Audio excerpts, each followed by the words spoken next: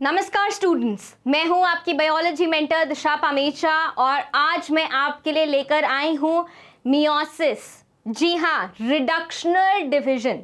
Right, पिछली class में हमने पढ़ा था माइटोसिस के बारे में, जिसको हमने इक्वेशनल डिवीजन भी बोला था। क्यों बोला था हमने इक्वेशनल डिवीजन? क्योंकि पेरेंट सेल में जो नंबर ऑफ क्रोमोसोम्स हैं और जो क्रोमोसोम्स नंबर जो क्रोमोसोम्स का है किसमें, न्यू डॉटर सेल्स में जो दो बनी है उनमें सेम है। 46 नंबर ऑफ क्रोमोसोम्स किसमें होंगे, पेरेंट सेल में होंगे। तो माइटोसिस के बाद में भी 46 नंबर ऑफ क्रोमोसोम्स होंगे दोनों डॉटर सेल में। इसलिए हमने इसको क्या बोला था, इक्वेशनल डिवीजन। मतलब क्या हुआ है, बराबरी की भागीदारी हुई है या बराबरी का विभाजन हुआ है क्रोमोसोम्स का। ठीक है, इतनी बात समझ आ गई। आज हम जिस डिवीजन के बारे में बात करने जा रहे हैं वो है मियोसिस। ठीक है, मियोसिस में क्या होगा बेटा, मियोसिस में अगर हम चालू करते हैं 46 क्रोमोसोम्स के साथ में, तो जो एंड होंगे डॉटर सेल्स, राइट, वो कितने बनेंगे, पहले तो 4 बनेंगे। और चारों डॉटर सेल्स में जो पेरेंट सेल में नंबर ऑफ क्रोमोसोम्स है उसके half number of chromosomes present होंगे।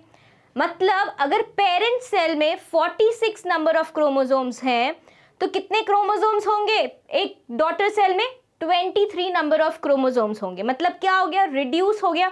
तो कैसा डिवीजन हुआ ये, रिडक्शनल डिवीजन हुआ ये। ठीक है, इतनी बात समझ आई। चलिए आइए शुरू करते हैं। मियोसिस क्या है, मियोसिस को बोला जाता है डबल डिवीजन। क्यों बोला जाता है डबल डिवीजन? क्योंकि मियोसिस में क्या होता है, एक होता है मियोसिस 1, क्या होता है, एक होता है मियोसिस 1, राइट, और दूसरा एक फेज होता है मियोसिस 2। इसलिए इसको क्या बोला जाता है, डबल डिवीजन बोला जाता है। मतलब 2 बार सेल का डिवीजन होता है, राइट। इसमें तो क्या होता है, जो भी सारे फेजेस आते हैं अपने prophase, metaphase, anaphase and telophase, उनको सबको 1-1 करके बोला जाता है। जैसे कि prophase 1, metaphase 1, anaphase 1 and telophase 1। ठीक है, अब जो ये मियोसिस 2 है, मियोसिस 2 बिल्कुल किससे सिमिलर है, माइटोसिस से। किससे सेम है, बिल्कुल माइटोसिस से। इसलिए इसको बोला जाता है इक्वेशनल डिवीजन। इसमें जो पेरेंट सेल होगा जिससे न्यू डॉटर सेल्स बनेंगी, उनमें दोनों में क्रोमोसोम नंबर सेम रहेगा। इसलिए ये किसके सिमिलर है या किससे मिलता जुलता है, माइटोसिस से मिलता जुलता है। मियोसिस 2 में जो भी फेजेस आएंगे, प्रोफेज उसको बोलेंगे 2, and metaphase 2, anaphase 2 and telophase 2। ठीक है, इतनी बात समझ आ गई। तो ये क्या हुआ, मियोसिस 2 में बिल्कुल सिमिलर कैसा चलेगा, माइटोसिस की तरह चलेगा। एंड मियोसिस 1 में डिफरेंस आएगा चारों फेजेस में। ठीक है, वो डिफरेंस आज हम पढ़ने वाले हैं। क्योंकि मियोसिस में 2 बार डिवीजन होता है, इसलिए इसको क्या बोला जाता है, डबल डिवीजन बोला जाता है। क्या बोला जाता है, डबल डिवीजन बोला जाता है, right. Which occurs in a diploid cell, diploid cell मतलब 2n सेल में होता है या न्यूक्लियस में होता है। And gives rise to 4 haploid cells. मतलब किसमें रिजल्ट करेगा, पेरेंट सेल 4 हैप्लॉइड सेल्स बनेंगे, right. Having half the number of chromosomes as compare to the parent cell. मतलब अगर 2n है पेरेंट सेल, अगर पेरेंट सेल क्या है 2n है, तो जो डॉटर सेल्स बनेंगी वो कैसे बनेंगी, 1n 1n 1n and 1n की 4 हैप्लॉइड डॉटर सेल्स बनेंगी। इतनी बात समझ आ गई। इसीलिए इसको क्या बोलते हैं हम, इसीलिए इसको हम बोलते हैं रिडक्शनल डिवीजन। क्योंकि इसमें क्या हो गया है, रिडक्शन हो गया है। क्या हो गया है, रिडक्शन हो गया है, इसलिए इसको बोला जाता है रिडक्शनल डिवीजन। ठीक है, इतनी बात समझ आए। चलिए आगे बढ़ते हैं। अब द टर्म मियोसिस हमने यहाँ पे वहाँ पे माइटोसिस में भी टर्म पढ़ा था, ठीक है, फ्लेमिंग ने दिया था टर्म, स्ट्रॉसबर्गर ने प्लांट में देखा था और फ्लेमिंग एंड बोवेरी ने कहाँ देखा था, एनिमल सेल में देखा था। यहाँ पे जो मियोसिस टर्म दिया गया है वो फार्मर एंड मूरे ने दिया था, ठीक है। डिवीजन सबसे पहले कहाँ देखा गया था या किसके द्वारा स्टडी करा गया था, Van Beneden, Strasburger, Sutton and Winiwarter ने स्टडी किया था, ठीक है। अब ये एक ओवरव्यू है कि हम उसको, पहली बात तो मियोसिस होता क्या है, क्यों रिडक्शनल डिवीजन होता है और क्यों हम उसको डबल डिवीजन बोलते हैं। इस डायग्राम से आपको वो सारी बातें क्लियर हो जाएंगी, ठीक है।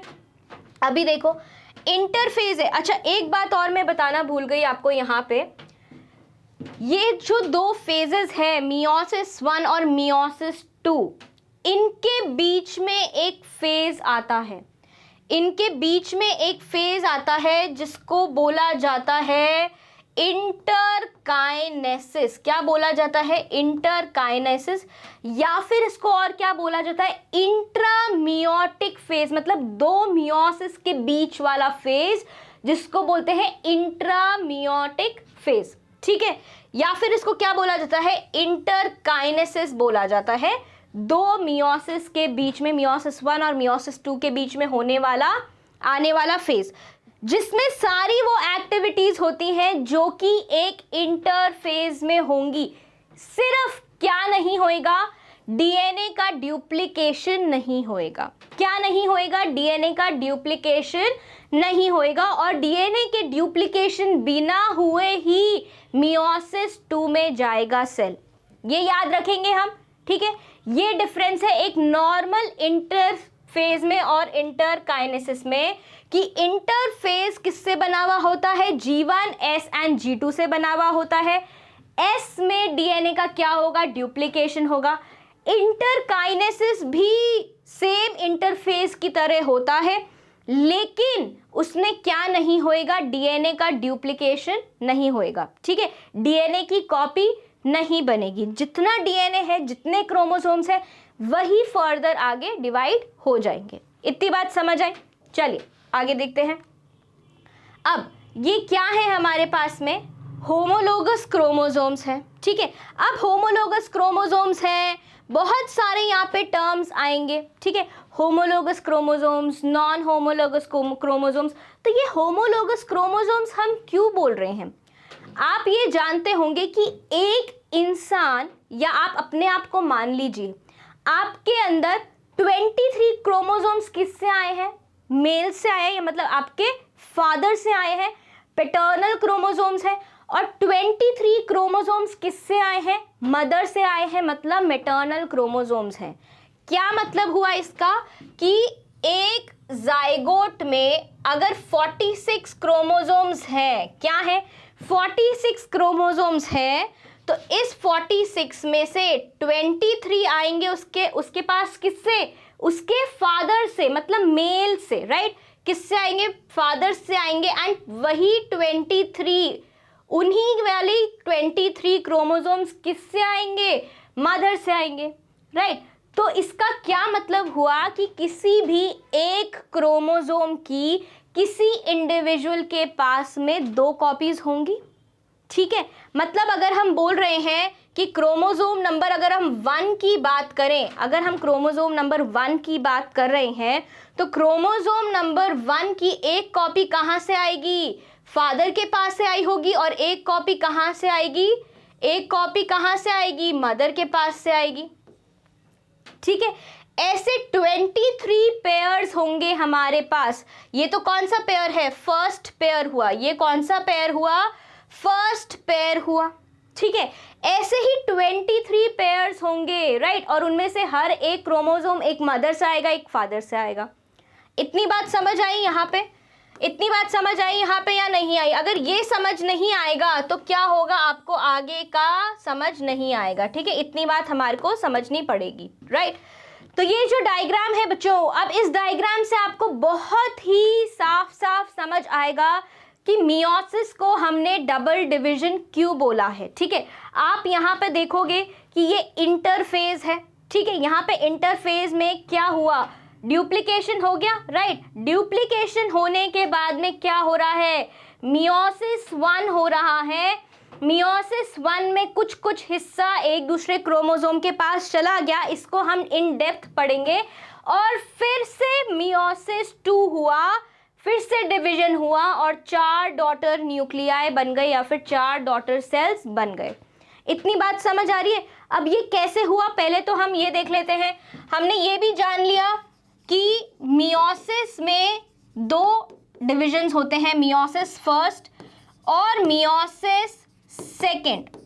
ठीक है, ये 2 होते हैं। ठीक है, इनके बीच में एक फेज और होता है इंटरकाइनेसिस, राइट, जो कि क्या होता है, बिल्कुल कैसा होता है, इंटरफेज जैसा होता है।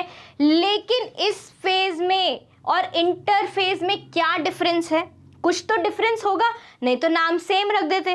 क्या डिफरेंस है कि यहाँ पे डीएनए ड्यूप्लीकेशन नहीं होएगा। क्या नहीं होएगा? डीएनए का क्या नहीं होएगा? ड्यूप्लीकेशन नहीं होएगा। ठीक है, इतनी बात समझ आ गई। और बिना डीएनए ड्यूप्लीकेट करे मियोसिस 2 में एंटर हो जाएगा सेल। ठीक है, अब हमने देखा था कि हर ह्यूमन में, हर इंसान में क्या होगा, 2 कॉपी होंगी एक क्रोमोसोम की, एक किसी क्रोमोसोम की 2 कॉपीज होंगी। क्या होंगी, इसको हम अलग रंग से बना सकते हैं। यहाँ पे इसको हम जरा अलग रंग से बना लेते हैं यहाँ पे, तो आपको समझ आएगी बात।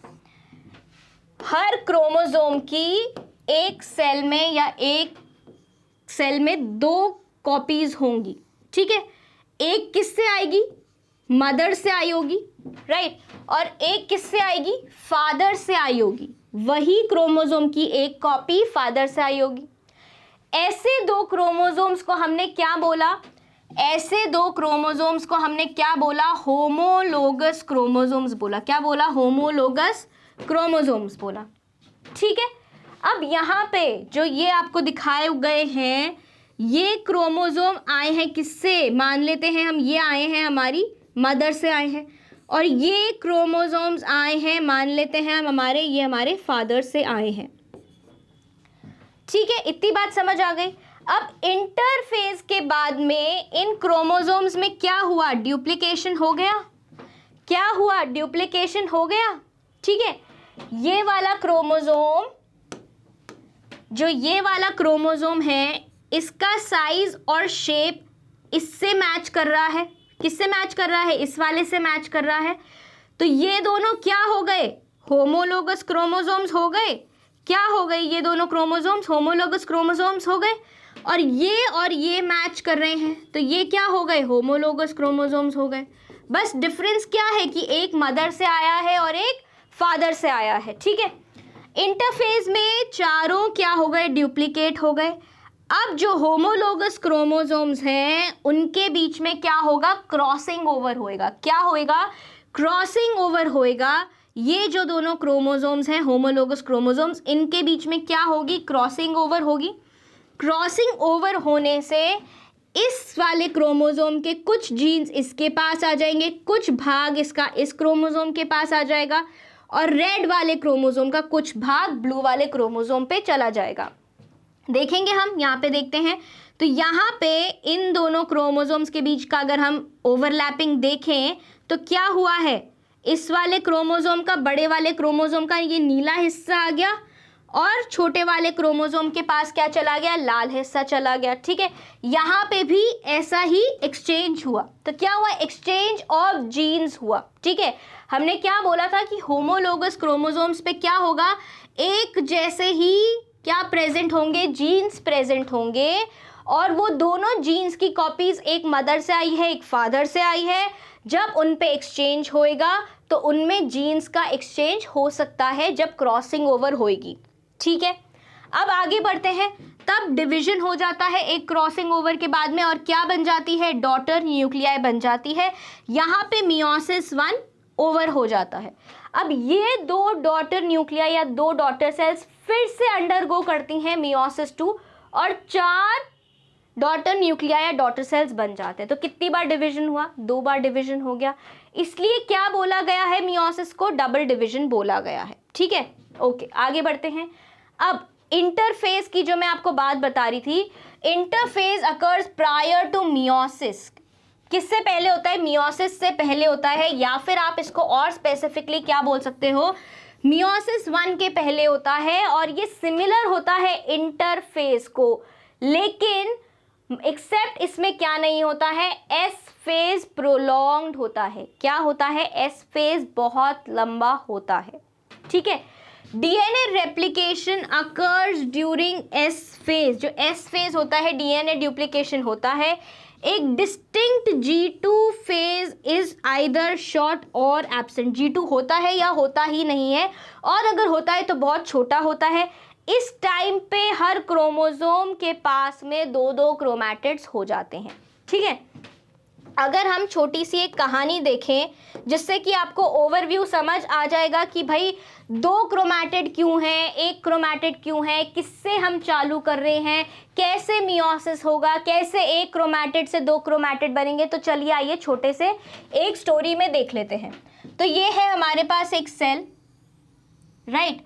इस सेल के न्यूक्लियस में आपके पास अभी क्या पड़ा है? अभी क्या पड़ा है? यहाँ पे एक क्रोमोसोम पड़ा है, जिसके पास क्या है? जिसके पास क्या है? एक क्रोमोसोम के पास में क्या है? एक सिंगल क्रोमैटिड है। ठीक है, अब इस क्रोमैटिड का क्या होगा? इस क्रोमैटिड के साथ में हमारे पास एक और क्या होगा? एक और हमारे पास होगा होमोलोगस क्रोमोसोम। क्या होगा? होमोलोगस क्रोमोसोम होगा। यहाँ पे हमने एक होमोलोगस क्रोमोसोम की कॉपी बना ली। ठीक है, येलो एंड पिंक कलर से दिखा दिया ताकि आप अलग अलग समझ सको। ये दोनों क्या है? होमोलोगस क्रोमोसोम है, मतलब सेम क्रोमोसोम्स है, लेकिन एक क्रोमोसोम आया है मदर से, एक क्रोमोसोम आया है फादर से। पिंक वाला मान लो मदर से आया है, येलो वाला मान लो फादर से आया है। ठीक है, अब क्या हुआ? इंटरफेज हुआ। क्या हुआ? इंटरफेज हुआ, राइट। इंटरफेज जब हुआ तो इंटरफेज होने में इनमें क्या हुआ? एस फेज आया। एस फेज में दोनों पे क्या होएगा? ड्यूप्लीकेशन होएगा। क्या होएगा? डीएनए का ड्यूप्लीकेशन होएगा। ठीक है, तो ये क्या बन जाएंगे? 2 क्रोमैटिड्स बन जाएंगे। क्या बन जाएंगे? 2-2 क्रोमैटिड्स बन जाएंगे। ठीक है, अब पिंक वाले को भी अगर हम बनाएं तो पिंक वाले का भी क्या बन जाएंगे? 2 क्रोमैटिड्स बन जाएंगे, ऐसे। ठीक है, एक क्रोमैटिड ये और एक क्रोमैटिड ये हो गया। ठीक है, अब क्या होएगा? अब हम आगे जब बढ़ेंगे तो इनमें क्या होएगी? क्रॉसिंग ओवर होएगी। क्या होएगी? क्रॉसिंग ओवर होएगी। तो क्रॉसिंग ओवर कैसे होएगी? अगर हम येलो वाले का एक क्रोमैटिड की क्रॉसिंग ओवर करवा देते हैं, क्या करवा देते हैं? क्रॉसिंग ओवर करवा देते हैं पिंक क्रोमोसोम के साथ में, मतलब यहां से इसके ऐसे क्रॉसिंग ओवर हो गई। ठीक है, तो क्या होगा? येलो का कुछ हिस्सा पिंक के पास चला जाएगा और पिंक का कुछ हिस्सा किसके पास आ जाएगा? येलो के पास आ जाएगा। ठीक है, यहां पे बना देते हैं इसके आगे। ठीक है, यहां पे ऐसे, यहां पे क्या होएगा? कुछ हिस्सा येलो का आएगा। ठीक है, अब यहां पे येलो क्रोमोसोम भी बना देते हैं। यहां पर ये येलो हिस्सा आ गया एक पिंक क्रोमोसोम के पास में। अब इस क्रोमैटिड के पास में कुछ हिस्सा किसका आएगा? पिंक क्रोमोसोम का आएगा, वो भी हम बना देते हैं, राइट।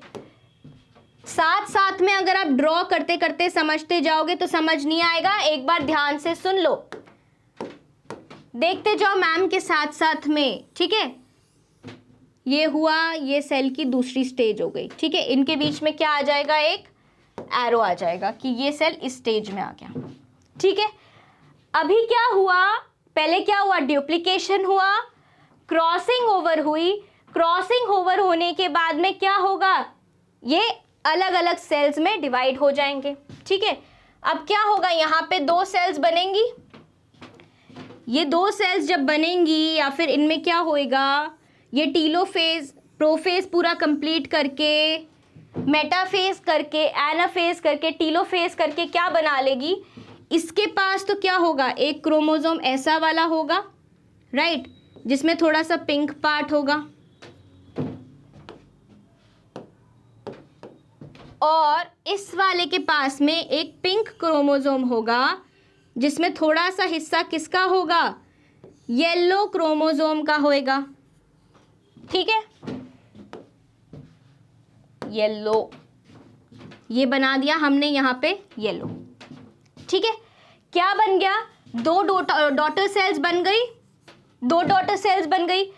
अब यहां तक क्या हुआ, ये पूरा क्या था हमारा, मियोसिस 1 था। ये पूरा क्या है हमारा, this entire is our meiosis 1। पहला डिवीजन हो गया जिससे क्या बन गई, दो डॉटर सेल्स बन गई।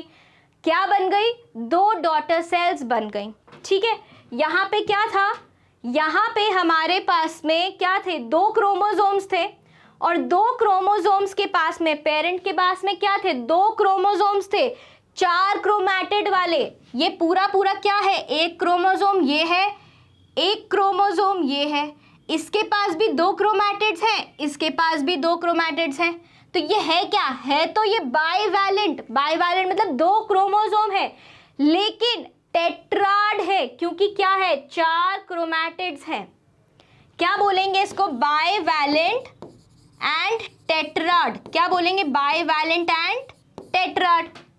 यहां पे क्या हो गया है, यहां पे क्या हो गया है, हर डॉटर सेल के पास में एक एक क्रोमोसोम बचा। क्या बचा, एक एक क्रोमोसोम बचा। बचा कि नहीं बचा, तो क्या हो गया, रिड्यूस हो गया नंबर, नंबर रिड्यूस हुआ कि नहीं हुआ। अब यहां से इस सेल का अगर हम फर्दर डिवीजन देखें तो हम क्या देखेंगे कि इसका क्या होएगा, मियोसिस 2 होएगा। इस सेल को अगर हम नेक्स्ट स्लाइड पे बनाते हैं, इस सेल को अगर हम नेक्स्ट स्लाइड पे बनाते हैं, यहां पे बनाते हैं और दूसरी वाली सेल को हम यहां बना लेते हैं, तो इसमें क्या होगा, यहां पे कुछ हिस्सा पिंक का आएगा, आएगा कि नहीं आएगा, आएगा, बिल्कुल आएगा। ठीक है, यहाँ पे क्या होगा, कुछ हिस्सा पिंक का आएगा और यहाँ पे इस वाले में क्या है, ये पिंक क्रोमोसोम है, इसमें थोड़ा सा क्या आएगा, येलो का हिस्सा आएगा जो एक्सचेंज हुआ है। अब जब हम इनका क्या देखेंगे, डिवीजन देखेंगे, क्या देखेंगे, डिवीजन देखेंगे, तो ये अकेला जाके इक्वेटर पे या मेटाफेजिक प्लेट पे जाके लेटेगा या बिछ जाएगा और फिर ये क्या बनाएगा, ये फिर से क्या बनाएगा, दो डॉटर सेल्स बनाएगा। क्योंकि क्या हुआ, बीच में क्या हुआ, मियोसिस 1 और मियोसिस के बीच, 2 के बीच में क्या आया, इंटरकाइनेसिस आया, जिसमें डुप्लीकेशन नहीं हुआ। क्या नहीं हुआ, डुप्लीकेशन नहीं हुआ। तो अब एक एक क्रोमैटिड क्या होगा, एक एक क्रोमैटिड दो डॉटर न्यूक्लियस के पास में चली जाएगी। एक एक क्रोमैटिड दो डॉटर न्यूक्लियस के पास में चली जाएगी। यहां पे पिंक था, यहां पे हमारे पास क्या था, पिंक था और यहां पे पिंक था, लेकिन पिंक में थोड़ा सा किसका भाग था, किसका हिस्सा था, येलो का हिस्सा था। तो कितने बन गए इवेंचुअली, 1 2 3 4, 4 डॉटर न्यूक्लियाई बन गए, 4 डॉटर न्यूक्लियाई बन गए। एक पेरेंट सेल से कितने डॉटर न्यूक्लियाई बन गए, 1 2 3 4, 4 डॉटर न्यूक्लियाई बन गए। ये क्या था हमारा पूरा मियोसिस 2 था, डबल डिवीजन, जो कि बिल्कुल कैसा था, माइटोसिस जैसा था। ठीक है, आगे डिटेल में पढ़ेंगे डायग्राम्स के साथ में तो आपको समझ आ जाएगी, राइट। ठीक है, सो अब क्या हुआ, हर chromosome comes to have 2 chromatids. ये हमने देख लिया कि हर क्रोमोसोम के पास में क्या है, 2 क्रोमैटिड्स है। एक क्रोमोसोम के पास में क्या है, 2 क्रोमैटिड्स हैं। ठीक है, समझ आ गई ये बात। Chromosome replication occurs once but meiosis has 2 M phases। Chromosome का रेप्लिकेशन सिर्फ एक बार होगा, लेकिन M फेज 2 बार आएंगे with its own karyokinesis and cytokinesis। और हर M फेज में अपना अपना न्यूक्लियर डिवीजन होएगा और अपना अपना it will be followed by cell division also, cytokinesis। As a result chromosome number is half, या फिर हम इसको और क्या बोल सकते हैं, क्रोमोसोम नंबर क्या हो जाता है, रिड्यूस हो जाता है, आधा हो जाता है। Transition period between M phase 1 and M phase 2 is short and without DNA replication, जिसको हम क्या बोलते हैं, इंटरकाइनेसिस बोलते हैं। क्या बोलते हैं, इंटरकाइनेसिस बोलते हैं, जिसमें डीएनए रेप्लिकेशन नहीं हो रहा है। It is called interkinesis. ठीक है, अब दो डिविजन्स है। Meiosis consists of two division, meiosis 1 and meiosis 2. The first division of meiosis is called heterotypic or reduction division, जिसमें क्रोमोसोम नंबर हाफ हो जाता है। During this division the number of chromosome is reduced to half। ठीक है, पढ़ लिया हमने। Segregation होता है क्रोमोसोम का, वो रैंडम होता है। ठीक है, two chromatids of chromosome become genetically different due to crossing over, और जो सिस्टर क्रोमैटिड्स होती हैं वो क्रॉसिंग ओवर की वजह से क्या हो जाती हैं, बिल्कुल अलग हो जाती हैं, क्योंकि उनमें क्या हो जाता है, होमोलोगस क्रोमोसोम का थोड़ा सा हिस्सा आ जाता है। These chromatids are separated in the second division of meiosis. Second meiotic division is known as homotypic, क्योंकि उसमें कोई भी रिडक्शन ऑफ क्रोमोसोम नहीं हो रहा है। इक्वेशनल डिविजन हो रहा है, क्योंकि क्रोमोसोम नंबर वैसा का वैसा ही रहता है। ठीक है, 23 का 23 ही रहता है। राइट, अभी हम देखेंगे like mitosis meiosis also involves indirect nuclear division. मतलब मियोसिस को भी क्या करके जानी पड़ती है, बहुत सारी तैयारी करके जानी पड़ती है। पहले से प्रिपरेशन करके जाना पड़ता है, एटीपी बनाना पड़ता है, एनर्जी कंपाउंड्स बनाने पड़ते हैं, आरएनए बनाना पड़ता है। ये सारी तैयारियां होने के बाद मियोसिस चालू होता है। इसलिए हम मियोसिस को क्या बोलते हैं, इनडायरेक्ट न्यूक्लियर डिवीजन। और माइटोसिस को भी यही बोलते थे, क्योंकि उससे पहले भी क्या आता था, G1s और G2 आता था। लेकिन डायरेक्ट न्यूक्लियर डिवीजन कौन सा होता है, ए माइटोसिस वाला, जिसमें सीधा न्यूक्लियस बड़ा होता है, बीच में कॉन्स्ट्रिक्शन होता है और अलग हो जाता है। ठीक है, essential features of meiosis, two successive divisions but no DNA replications prior to second division। Crossing over होती है, फॉर्मेशन ऑफ कियास्मेटा, जो दो क्रोमोसोम्स के बीच में क्रॉसिंग ओवर होती है, उस स्ट्रक्चर को हम क्या बोलते हैं, कियास्मेटा बोलते हैं, होमोलोगस क्रोमोसोम्स के बीच वाली क्रॉसिंग ओवर को। और सेपरेट हो जाते हैं सिस्टर क्रोमैटिड्स, जिनमें क्या हो जाता है, चेंज आ जाता है क्रॉसिंग ओवर की वजह से। कैरियोकाइनेसिस की अगर हम बात करें तो न्यूक्लियर डिवीजन की अगर हम बात करते हैं तो जो पहला मियोसिस 1 है उसको बोला जाता है रिडक्शनल डिवीजन, क्योंकि उसमें क्रोमोसोम नंबर क्या हो जाता है, हाफ हो जाता है। Right, first division of meiosis it is studied under 4 stages, 4 stages में पढ़ा जाता है, prophase 1, metaphase 1, anaphase 1 and telophase 1। अब आप आगे देखेंगे कि जो प्रोफेज 1 है उसको फर्दर आगे 5 फेजेस में डिवाइड किया हुआ है। ठीक है, कैसे आप याद रखेंगे, प्रोफेज 1 को आगे फर्दर 5 फेजेस में डिवाइड किया गया है। कैसे, लता जरा पानी दे दो, कैसे याद करोगे, लता जरा पानी दे दो। L for leptotene, Z for zygotine, P for pachytine या पैकेटीन, डिप्लोटीन और डाइकाइनेसिस। ये 5 फेजेस हैं जिसमें प्रोफेज फर्दर आगे डिवाइड हुआ है। प्रोफेज 1 ये और ज्यादा कॉम्प्लिकेटेड है। मतलब कॉम्प्लिकेटेड क्यों है, आप खुद कॉमन सेंस लगाओ। प्रोफेज 1 मियोसिस 1 के 5 हिस्से में भाग कर दिया गया है, जबकि माइटोसिस में हमने देखा था प्रोफेज तो प्रोफेज था, बस अर्ली, मिड और लेट में उसको डिवाइड किया गया था। यहाँ पे तो हमने इसको 5 में और डिवाइड कर दिया गया है। ठीक है, किस किस में, leptotene, zygotene, pachytene, diplotene and diakinesis.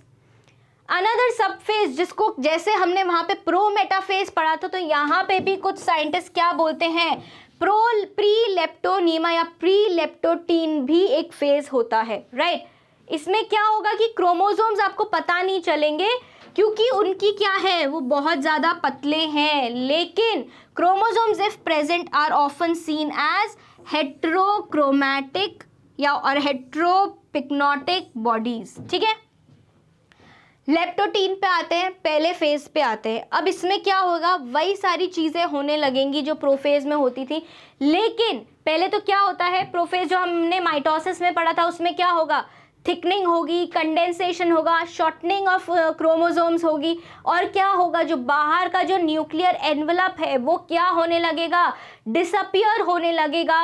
Nucleoplasm और साइटोप्लाज्म के बीच का अंतर गायब होने लगेगा। और क्या होंगे, सेंट्रियोल्स की क्या होगी, जो सेंट्रियोल्स हमने बनाए थे, जो पोल्स हमने बनाए थे, उनकी क्या होगी, डुप्लीकेशन होना चालू हो जाएगी। ये सारी चीजें हमने किस में पढ़ी थी, प्रोफेज में, माइटोसिस के। यहां भी वही चीजें होंगी, लेकिन थोड़ी थोड़ी चीजें उसमें और ऐड हो गई हैं, इसलिए मियोसिस के प्रोफेज को थोड़ा कॉम्प्लिकेटेड माना जाता है। ठीक है, लेप्टोटीन अगर हम पहला फेज देखें कि भाई Lata, L for Lata and L for leptotene, यहाँ क्या हो रहा है। ठीक है, यहाँ देखते हैं तो वही हो रहा है, न्यूक्लियस बड़ा होगा, right, ends of chromosomes remain attached, their किसके, देयर एंड्स मतलब क्रोमोसोम्स के एंड्स, क्रोमोसोम के एंड्स, राइट। अभी क्रोमोसोम किस स्टेज में है, क्रोमोसोम्स किस स्टेज में है बेटा, क्रोमोसोम्स है ऐसे स्टेज में, यहां पे डुप्लीकेशन हो चुका है क्रोमैटिड्स का, कहां हो चुका है, वो तो ऑलरेडी एस फेज में हो ही चुका है, राइट, ये ऐसे स्टेज में आ गए हैं क्रोमोसोम्स।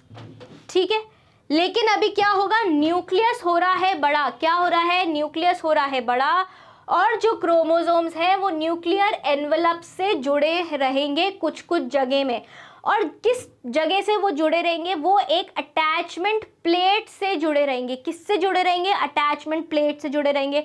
अगर आपको याद हो, हमने माइटोसिस के प्रोफेज में भी पढ़ा था कि जो क्रोमोसोम्स होते हैं वो काफ़ी उनके एंड्स जुड़े हुए रहते हैं, जिसकी वजह से वो एक ऊन के गोले की तरह, किसके, ऊन के गुच्छे की तरह लगती है, जिसको स्पाइरीम स्टेज बोलते हैं। यहाँ पे भी कुछ वैसा ही होगा, लेकिन इस स्टेज को हम यहाँ पे क्या बोलेंगे, बुकेट स्टेज बोलेंगे। क्या बोलेंगे, बुके स्टेज बोलेंगे। क्या बोलेंगे, बुके स्टेज। इसके बारे में आप आगे भी पढ़ेंगे, राइट। जो एंड्स हैं क्रोमोसोम के वो अटैच रहते हैं न्यूक्लियर एनवलप से through a special structure called attachment plate. Attachment plate मैंने आपको बताया अभी। Chromatin fibres of interface nucleus shorten, छोटे होने लगते हैं। क्या होता था, छोटे होते थे, कंडेंस होते थे, किस प्रोटीन की वजह से, कंडेंसन की वजह से, और इलोंगेट होते हैं to become more distinct. Indistinct होते थे, देख के आप बता नहीं सकते थे कि ये क्रोमोसोम है, राइट। कैसे प्रेजेंट होते थे, एकदम इनडिस्टिंक्ट प्रेजेंट होते थे। अब वो क्या होने लग गए हैं, थिकन होने लग गए हैं, शॉर्टन होने लग गए हैं, राइट, और वो दिखने लग गए हैं। ठीक है, उनमें क्या होता है, एक स्ट्रिंग ऑफ सोलन एरिया होता है, जिसको क्या बोलते हैं, they possess a string of swollen areas called chromomeres. Chromomeres believe to represent genes, उनमें जीन्स दिखाई देते हैं हमारे को। क्रोमोसोम्स रेप्लिकेट करते हैं, but chromatids are not distinguishable due to presence of nucleoprotein core called between them. ठीक है, अब क्या होता है, ये तो हमने देख लिया कि क्रोमैटिड्स क्या कर चुके हैं, डुप्लीकेशन कर चुके हैं, लेकिन ऐसा अभी हमें दिखाई नहीं देगा। अगर हम इसको और क्लियरली बनाएं इस डायग्राम को, तो यहाँ पे ये कैसा दिखाई देंगे, अभी ये यहाँ पे कुछ ऐसे से दिखाई देंगे कि ये यहाँ पे पड़ा है और ये ऐसे पड़े हैं, इलोंगेट हो गए हैं। कैसे हो गए हैं, इलोंगेट हो गए हैं, और इनके कुछ कुछ एंड्स किससे जुड़े हुए हैं, न्यूक्लियर एनवलप से जुड़े हुए हैं, न्यूक्लियर प्लेट्स के थ्रू जुड़े हुए हैं, राइट। इनके एंड्स अभी भी अटैच्ड हैं। ये लेप्टोटीन की स्टेज होगी। ठीक है, इतनी बात समझ आ गई। अब क्रोमोसोम्स रेप्लिकेट कर लेते हैं क्रोमैटिड से, राइट, लेकिन वो डिस्टिंग्विशेबल नहीं होते हैं, दिखते नहीं हैं। कुछ एनिमल सेल्स में क्रोमोसोम एक पर्टिकुलर अरेंजमेंट दिखाते हैं, जिसको अभी मैंने पीछे क्या बोला, बुकेट स्टेज बोला। क्या बोला, बुकेट स्टेज बोला। Here the ends of the chromosome converge towards the side having replicated centrosomes और centriole pairs, right. One of the two centriole pairs begin to move the opposite sides, या opposite ends पे move करने लग जाते हैं, right. कैसे, opposite poles पे क्यों मूव करेंगे? क्योंकि क्या होने वाला है? स्पिंडल अपैरेटस बनने वाला है। क्या होने वाला है? स्पिंडल अपैरेटस बनने वाला है। तो यहाँ पे जो क्या प्रेजेंट होंगे?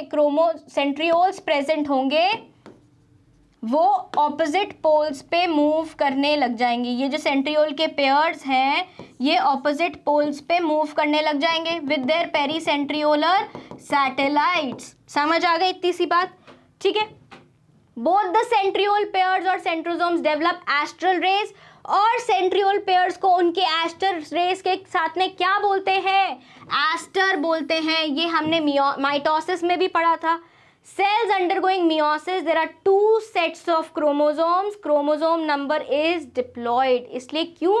क्योंकि हर क्रोमोसोम का 2 सेट होते हैं, एक मदर से आया हुआ और एक फादर से आया हुआ, इसलिए हम उनको क्या बोलते हैं? डिप्लॉइड बोलते हैं। क्या बोलते हैं? डिप्लॉइड बोलते हैं। They are two similar chromosomes, right? Such chromosomes which are similar are known as homologous chromosomes. भाई ये तो हम पहले ही पढ़ चुके हैं। Two homologous chromosomes contribute by different parents. ये भी हमने पढ़ लिया। One of them belongs to the father and other is called paternal. जो फादर से आता है क्रोमोसोम, जो कहाँ से आता है? फादर से, उसको बोलेंगे पैटर्नल क्रोमोसोम। क्या बोलेंगे? Paternal chromosome. और जो मदर से आता है उसको क्या बोलेंगे? मैटर्नल क्रोमोसोम बोलेंगे। इसलिए मैंने ये सारी चीज़ें आपको पहले ही बता दी थी ताकि थ्योरी में ज़्यादा टाइम ना लगे अपने को। ठीक है, चलो फटाफट पढ़ते हैं। Other chromosome of homologous pair belongs to mother parent and called maternal chromosome. ठीक है, होमोलोगस क्रोमोसोम्स एक दूसरे से मिलते जुलते हैं क्योंकि उनमें क्या है? जो जीन्स की पोजीशन है वो सेम टू सेम होगी। कैसी होगी? सैम टू सैम, बिल्कुल। ठीक है। So others in the position of their centromeres, position of chromomeres, shape and size. क्यों बोला है होमोलोगस क्रोमोसोम? क्योंकि मान लीजिए अगर ये एक होमोलोगस क्रोमोसोम है, राइट, एंड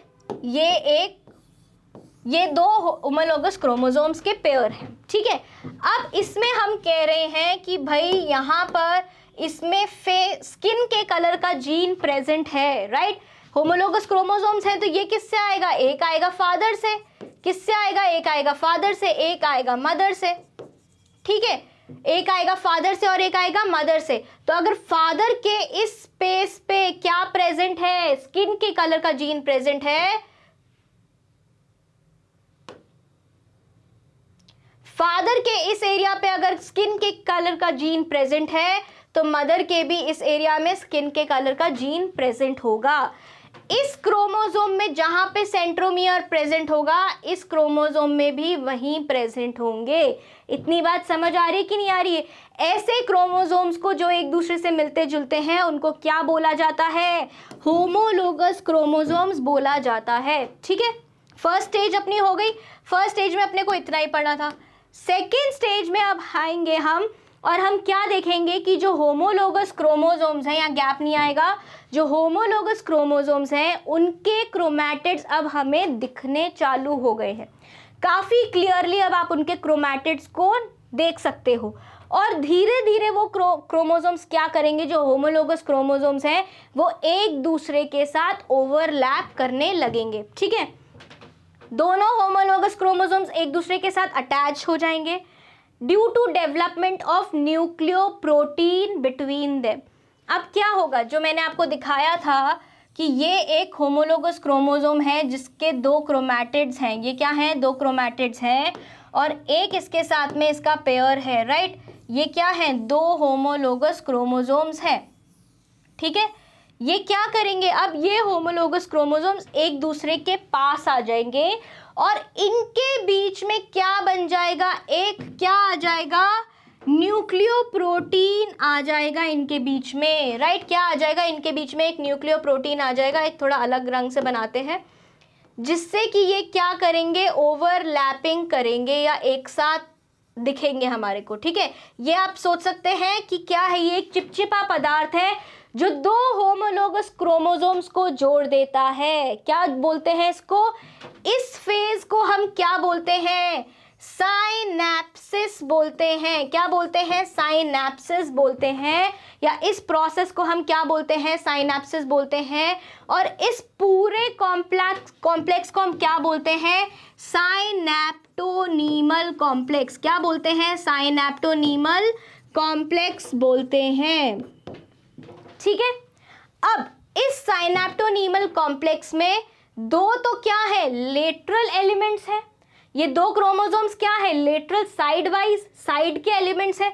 और एक सेंट्रल एलिमेंट है। क्या है ये? सेंट्रल एलिमेंट है। तो यहाँ पे अगर हम बोलेंगे कि लेटरल एलिमेंट्स कौन से हैं, ये वाला और ये वाला क्या है? लेटरल एलिमेंट है। लेटरल एलिमेंट के लिए शॉर्ट फॉर्म क्या लगा दिया? LE लगा दिया। यहाँ पे लिख देती हूँ LE is for lateral element. Lateral element, ठीक है, समझ आ गई इतनी सी बात। अब ये जो सेंटर वाला बनाया है, ये जो सेंटर वाला बनाया है, ये जो सेंटर वाला बनाया है, इसको दूसरे कलर से अगर आप देखना चाहते हैं, ये जो सेंटर वाली जगह है, ये क्या है? ये है सेंट्रल एलिमेंट। क्या है ये? Central element. इतनी बात समझ आ गई? ठीक है, चलो। The process of attachment of homologous chromosomes is known as synapsis. दोनों पास आ रहे, चिपक रहे, उसको क्या बोलेंगे?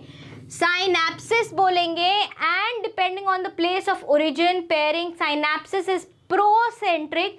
या तो क्या होगा? Starting from the centromere and proceeding towards the ends.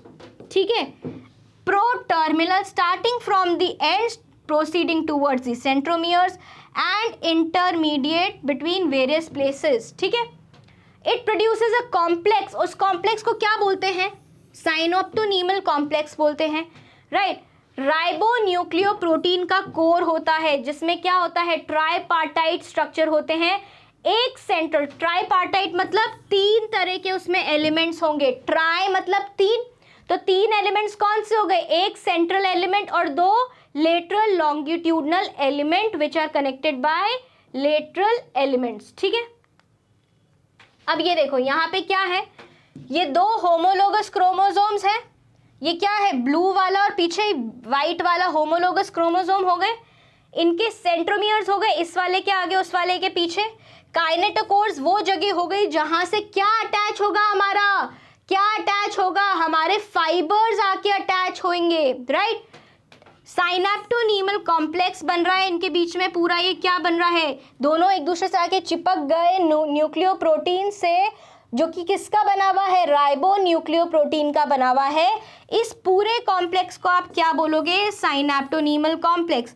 और ये दो क्या हैं? सिस्टर क्रोमैटिड्स हैं। ठीक है, अब ये बीच में जो राइबोन्यूक्लियोप्रोटीन है उसको क्या बोला गया है?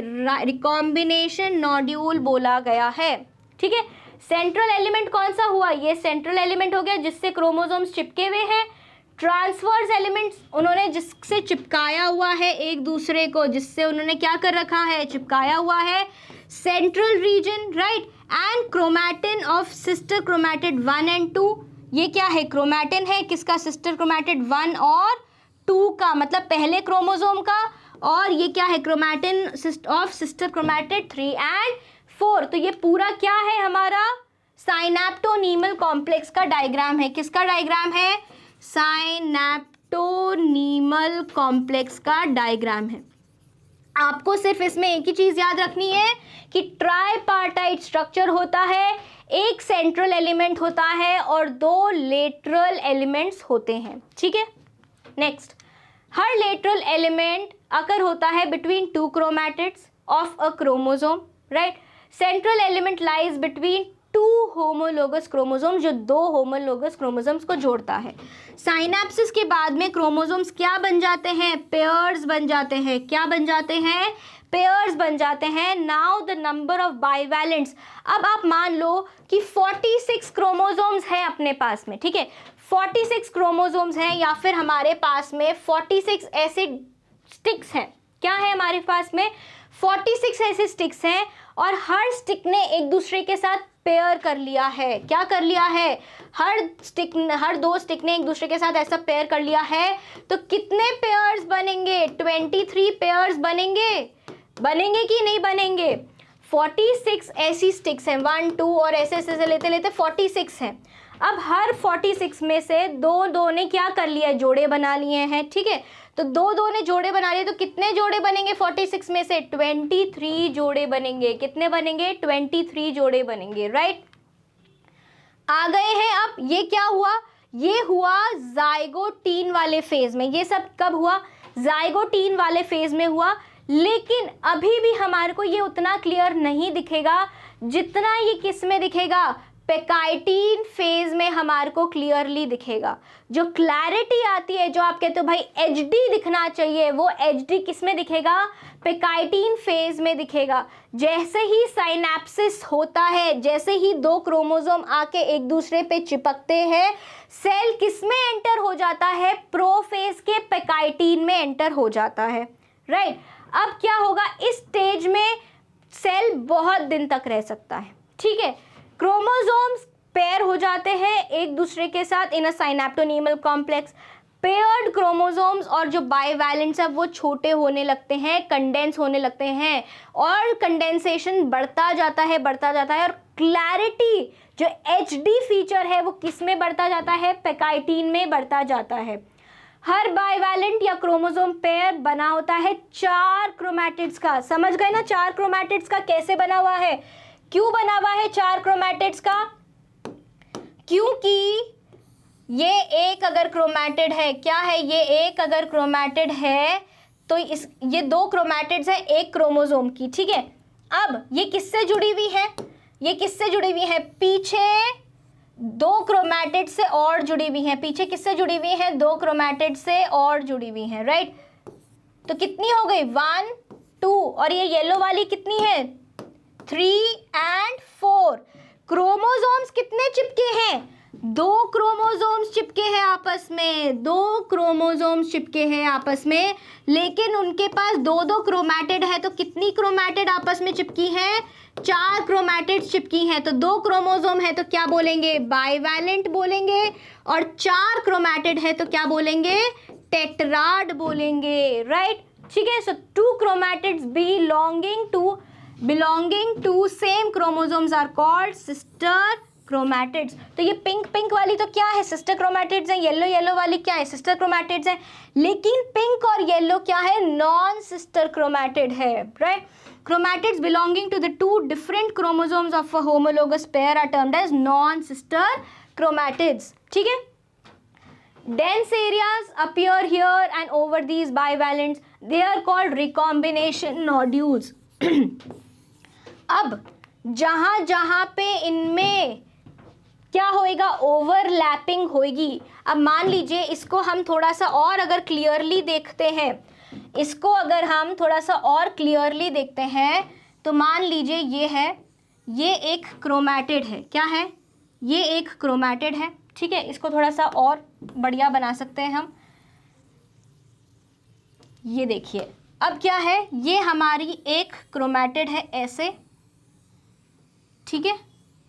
ये एक क्रोमैटिड हो गई और इससे चिपकी हुई कौन सी क्रोमैटिड है? दूसरी क्रोमैटिड हो गई, ठीक है। इनके बीच में इनके क्या लगे हुए हैं? सेंट्रोमियर्स लगे हुए हैं। यहाँ पे क्या है? सेंट्रोमियर है। अब दूसरे क्रोमोसोम कैसा है? यहाँ पे दूसरे क्रोमोसोम की क्रोमैटिड ने यहाँ से ऐसे ओवरलैपिंग कर रखी है या पेयरिंग कर रखी है, ठीक है। और ये दूसरी क्रोमैटिड हो गई, ठीक है। और यहाँ पे क्या है? इसका सेंट्रोमियर है। अब आपको समझ आई? अब आपको समझ आ रही है या नहीं आ रही है? या फिर हम इसको और कैसे देख सकते हैं? थोड़ा सा अगर हम उसको और क्लियरली देखें, यहाँ पे इस जगह को अगर हम थोड़ा सा और क्लियरली बनाएं तो ये कैसे दिखेगा अभी मैं आपको और बताती हूँ, तो आपको बिल्कुल याद ही हो जाएगा कि ये कैसे बनते हैं, ठीक है। यहाँ से ये ऐसे जाएगा क्रोमैटिड और यहाँ से ये ऐसे जाएगा क्रोमैटिड। ऊपर वाला जो क्रोमैटिड है वो भी ऐसे आएगा इसके ऊपर और इसके ऊपर भी ऐसे आएगा। समझ आई इतनी सी बात? आप समझ आ रही कि क्या बन रहे हैं, ठीक है। ओवरलैपिंग हो रही है दोनों क्रोमोसोम्स में। और कितनी क्रोमैटिड्स हैं? 1 2 3 4, तो हो गई टेट्रावैलेंट। ये क्या हो गया, टेट्राड हो गया, बाइवैलेंट टेट्राड, ठीक है, होमोलोगस क्रोमोसोम्स पेयर हो गए, ठीक है। देखिए अब so chromatids belonging to two different chromosomes of homologous pair are termed as non sister chromatids.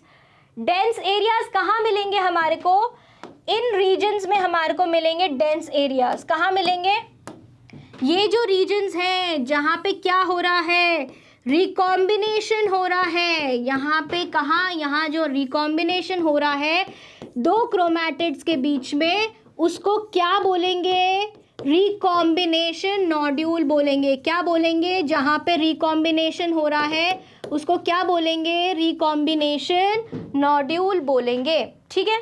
समझ आ गई इतनी सी बात, okay. So nodules contain multi-enzyme complexes called recombinases. Recombinase is made up of endonucleases, exonucleases, unwindases and R proteins etc. अब क्या होता है हमारी बॉडी में, हर काम होने के लिए या हर रिएक्शन होने के लिए एक एंजाइम चाहिए होता है।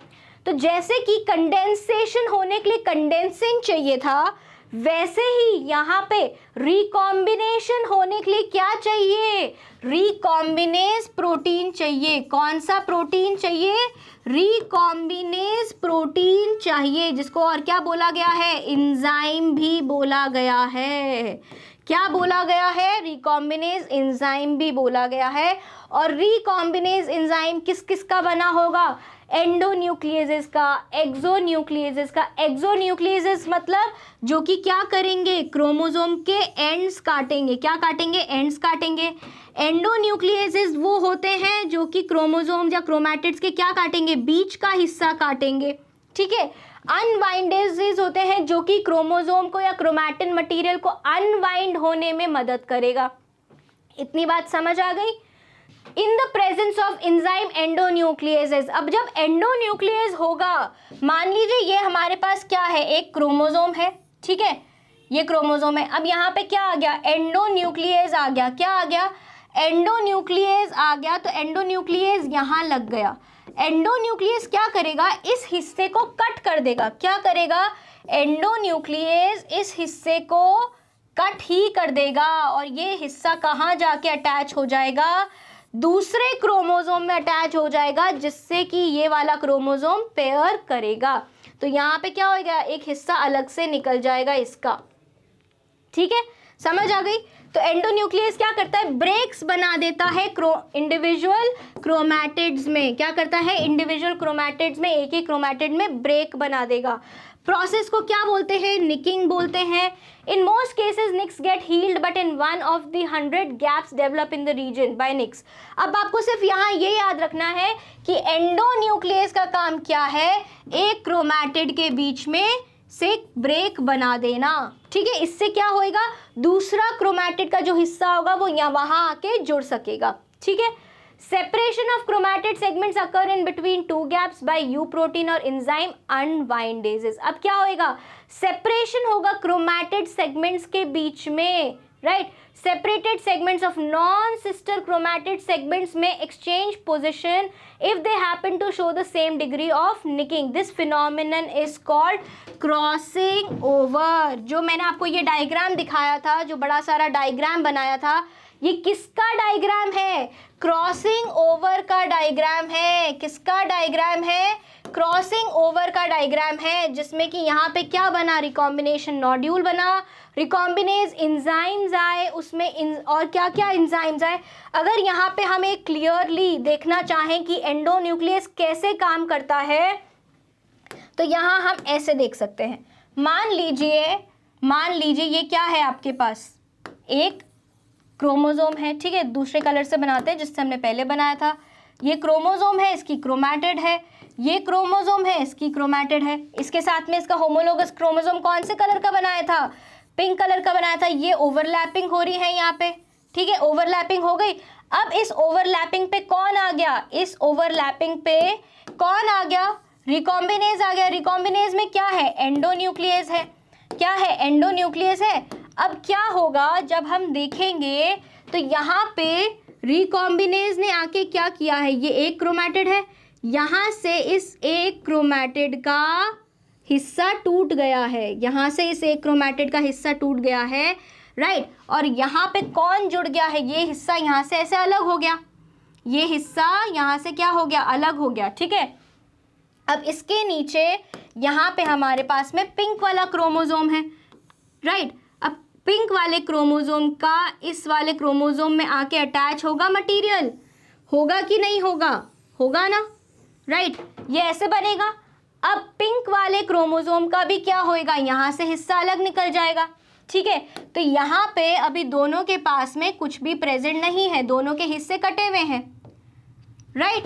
अब जब इनमें रिकॉम्बिनेशन हो जाएगा, जब इनमें क्या हो जाएगा, रिकॉम्बिनेशन हो जाएगा, तो क्या बनेगा, पिंक वाला तो ऐसे कुछ बनेगा, नीचे वाला क्रोमैटिड तो एक जैसा ही रहा, लेकिन ऊपर वाले क्रोमैटिड में क्या हो जाएगा, न्यू इंट्रोडक्शन हो जाएगा मटेरियल का, राइट।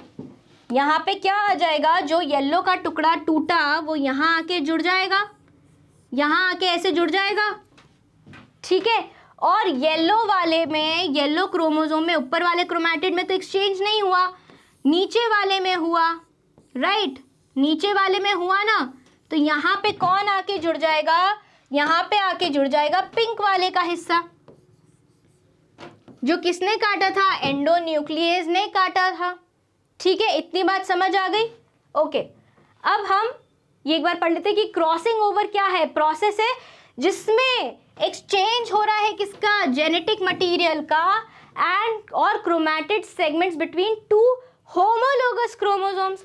एंजाइम मीडिएटेड प्रोसेस है, कौन करवाता है, रिकॉम्बिनेज एंजाइम करवाता है, ये याद रखेंगे, राइट। रिकॉम्बिनेज एंजाइम करवाता है, separated chromatid segments get reunited with the help of an enzyme known as R protein. और आर प्रोटीन का क्या काम है, जो अलग अलग क्रोमैटिन सेगमेंट्स हुए हैं, जो यहाँ पे हमने टुकड़े निकाले थे, जो ये हमने क्या निकाले होंगे, यहाँ से टुकड़े निकाले होंगे ना, पिंक वाले सेगमेंट की टुकड़े ऐसे निकले होंगे और येलो वाले सेगमेंट के टुकड़े ऐसे निकले होंगे, और ये टुकड़े यहाँ यहाँ आके लग गए। ये किसने करवाया, ये करवाया आर प्रोटीन ने, किसने करवाया, आर प्रोटीन ने करवाया, ठीक है। इतनी बात समझ आ गई। So the process is called as reannealing. पहले जब काटा एंडोन्यूक्लियस ने उसको बोला निकिंग, और जब वापस आर प्रोटीन ने उसको जोड़ दिया तो उसको क्या बोला, री अनीलिंग, मतलब चिपका दिया वापस। तो आर प्रोटीन क्या है, एक तरीके का फेविकॉल है, राइट। अब हम बात करते हैं डिप्लोटीन की, ठीक है। The nucleoprotein fusion complex of the synapse chromosome dissolved partially. अब क्या होता है, वो धीरे धीरे डिसॉल्व होने लगता है। Therefore homologous chromosomes separate except in the region of crossing over. अब क्या होगा, धीरे धीरे जो उनके बीच में क्या बना था, न्यूक्लियोप्रोटीन कॉम्प्लेक्स बना था, किसकी वजह, किस टाइम पे, साइनैप्सिस के टाइम पे, ठीक है। वो क्या होएगा, जो राइबो न्यूक्लियोप्रोटीन्स का बना था वो धीरे धीरे डिसॉल्व होने लगेगा। अभी क्या हो रहे थे, जो ये क्रोमोसोम्स हमने बनाए थे, इनके बीच में क्या था, इनके बीच में क्या था, यहाँ पे राइबो न्यूक्लियोप्रोटीन था जिसकी वजह से साइनैप्सिस हो रहा था। अब ये कॉम्प्लेक्स क्या होगा, धीरे धीरे घुलने लगेगा, डिसॉल्व होने लगेगा। क्या होएगा, घुलने लगेगा, डिसॉल्व होने लगेगा। और जो क्रोमैटिड्स हैं, जो ये क्रोमोसोम्स हैं, ये एक दूसरे से अलग होंगे और सिर्फ किससे जुड़े रहेंगे, जहाँ पे क्रॉसिंग ओवर हुई है उस जगह से जुड़े रहेंगे। यहाँ पे क्या है, यहाँ पे सारा क्या प्रेजेंट है, राइबो न्यूक्लियो प्रोटीन प्रेजेंट है, ठीक है। The points of attachment between the homologous chromosomes after partial dissolution of nucleoprotein complex is called chiasmata। अब क्या होगा, क्योंकि वो अलग अलग तो हो गए हैं, दूर जाना चाहते हैं एक दूसरे से, क्या जाना चाहते हैं, एक दूसरे से दूर जाना चाहते हैं, क्योंकि क्या हो गया, उनके बीच का जो कॉम्प्लेक्स है वो तो डिसॉल्व हो गया, उनके बीच का जो कॉम्प्लेक्स है वो क्या हो गया, डिसॉल्व हो गया कि नहीं हो गया, बिल्कुल हो गया, ठीक है। अब लेकिन वो किससे जुड़े हुए हैं, वो सिर्फ ओवरलैपिंग एरिया से जुड़े हुए हैं, जहां से उनके ऊपर ओवरलैपिंग हो रही है, ठीक है। तो ये क्या बन गई, ये एक एक्स लाइक स्ट्रक्चर बन गया। ये क्या बन गया, अगर हम इसको नॉर्मल देखें मान लीजिए ये ऐसा एक स्ट्रक्चर है और ये एक ऐसा स्ट्रक्चर है, ये वाला क्रोमोसोम है और इसके ऊपर ओवरलैप हो रहा है ये ऐसे, ये क्रोमोसोम है, ये दोनों अलग हो गए क्योंकि यहाँ का कॉम्प्लेक्स हो गया डिसॉल्व। अब ये क्या बन रहे हैं, ये क्या बन रहे हैं, एक्स लाइक स्ट्रक्चर्स बन रहे हैं, एक्स शेप स्ट्रक्चर्स। इन एक्स शेप स्ट्रक्चर्स को क्या बोला जाता है, कियाज्मेटा बोला जाता है। क्या बोला जाता है, कियाज्मेटा बोला जाता है। ठीक है, कियाज्मेटा में भी टर्मिनल और इंटरस्टिशियल, या तो हो सकता है सिर्फ एंड्स मीट करें या फिर हो सकता है बीच में अगर क्रॉसिंग ओवर हुई है तो बीच में आपको ये एक्स लाइक स्ट्रक्चर देखने को मिल सकता है। Depending upon their position homologous chromosomes appear crossing ring like, chain like, जैसे कि हमारे को वहाँ पे भी अलग अलग शेप्स मिल रही थी, यहाँ पे भी मिलेंगी। दे shift sideways, even disappear places at places. Diplotene is extended and metabolically active in many animals, especially oocytes, because bulk of gametic growth occurs during this phase. अब इस फेज के बाद में क्या होता है, जो हमारे सेल्स होते हैं वो इस फेज में आके अटक जाते हैं। ठीक है, किस में आके अटक जाते हैं, इस फेज में आके, डिप्लोटीन में आके हमारे कुछ सेल्स जो होते हैं वो यहीं अटक जाते हैं। जैसे कि कौन होते हैं, oocytes, जो हमारे फीमेल्स में जब एग्स बनने लगते हैं तो एग्स तो जब बर्थ होने से पहले ही बन जाते हैं, लेकिन वो वापस से बनना, वापस से उनमें एक्टिविटी कब चालू होती है, जब फीमेल प्यूबर्टी अटेन करती है, राइट। कुछ oocytes में diplotene stage can last for months, years. In such cases chromosomes क्या होंगे, एक अलग सी उनकी शक्ल बन जाएगी या स्ट्रक्चर बन जाएगा, जिनको बोलेंगे हम लैंप ब्रश क्रोमोसोम्स। ठीक है, डाइकाइनेसिस आ गई। डाइकाइनेसिस में क्या होगा, जो कियाज्मेटा है वो धीरे धीरे खिसकता खिसकता कहाँ चला जाएगा, एंड्स पे आ जाएगा, एंड्स ऑफ द क्रोमोसोम। इसको बोलते हैं terminalisation. And the bivalent of satellite chromosome remains united with the nucleolus for some time. Nucleolus ultimately degenerate. अब प्रोफेज क्या हो गया, ये डाइकाइनेसिस जो था वो प्रोफेज का क्या था, लास्ट फेज था। तो अब इसमें क्या होगा, पूरा न्यूक्लियर मेम्ब्रेन या न्यूक्लियर एनवलप क्या हो गया, डिसॉल्व हो गया और अब न्यूक्लियोप्लाज्म और साइटोप्लाज्म में कोई भी अंतर नहीं रहा। क्रोमोसोम्स कहाँ तैर रहे हैं, अब साइटोप्लाज्म में ही तैर रहे हैं। Now we come to metaphase 1। Now we come to metaphase 1। ठीक है, इतनी बात समझ आ गई। अब क्या होगा, वो चिपके रहे, एंड से ऐसे चिपके रहेंगे क्रोमोसोम्स। अब उनके ऊपर क्या बनेगा, स्पिंडल फाइबर बनेगा। स्पिंडल फाइबर बनेगा तो स्पिंडल फाइबर कैसे बनेगा, अगर यहाँ पे हम सेल देखें, यहाँ पे अगर हम सेल देखते हैं और यहाँ पे हम स्पिंडल फाइबर भी बना लेते हैं, यहाँ पे हम स्पिंडल फाइबर्स भी बना लेते हैं। ये हैं हमारे सेंट्रियोल्स, ठीक है, और यहाँ से क्या आ रहे हैं, ये स्पिंडल फाइबर्स आ रहे हैं। ठीक है, मान लेते हैं हमारे पास, मान लेते हैं हमारे पास यहाँ पर एक ये है, एक ये है, ठीक है, और यहाँ पे साथ में पिंक क्रोमोसोम भी लगा हुआ है। ये है ऐसे और ये है ऐसे। ठीक है, इसके पास एक हिस्सा पिंक का होगा एक क्रोमैटिड में। ठीक है, इसके पास एक हिस्सा किसका होगा, येलो क्रोमोसोम का होगा, राइट, येलो क्रोमोसोम का हिस्सा होगा। और ये किससे जुड़े हुए होंगे, इनके सेंट्रोमियर्स पे से जुड़े हुए होंगे। ये वाला स्पिंडल फाइबर इसके सेंट्रोमियर से जुड़ा होगा, ये वाला स्पिंडल फाइबर इसके सेंट्रोमियर से जुड़ा होगा। ऐसा ही सेम यहाँ पे भी होगा, ऐसा ही सेम इस जगह पे भी होगा, राइट। अब आप डिफरेंस क्या नोट कर रहे हैं कि मेटाफेज में क्या बनी है, मेटाफेज में मेटाफेजिक प्लेट बनी है, लेकिन मेटाफेजिक प्लेट कितनी बनी है, एक ये मेटाफेजिक प्लेट बनी है और एक ये मेटाफेजिक प्लेट बनी है।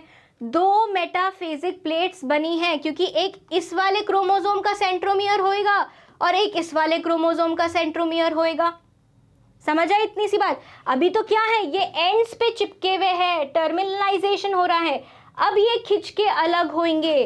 तो इसका स्पिंडल फाइबर सिर्फ इसी के ही सेंट्रोमियर से जुड़ा हुआ है, उससे जुड़ा हुआ नहीं है। जबकि माइटोसिस में एक स्पिंडल फाइबर दोनों तरफ से जुड़ा हुआ होता था, एक क्रोमोसोम दोनों स्पिंडल फाइबर से जुड़ा हुआ होता था। यहाँ पे एक क्रोमोसोम सिर्फ एक ही स्पिंडल फाइबर से जुड़ा हुआ है।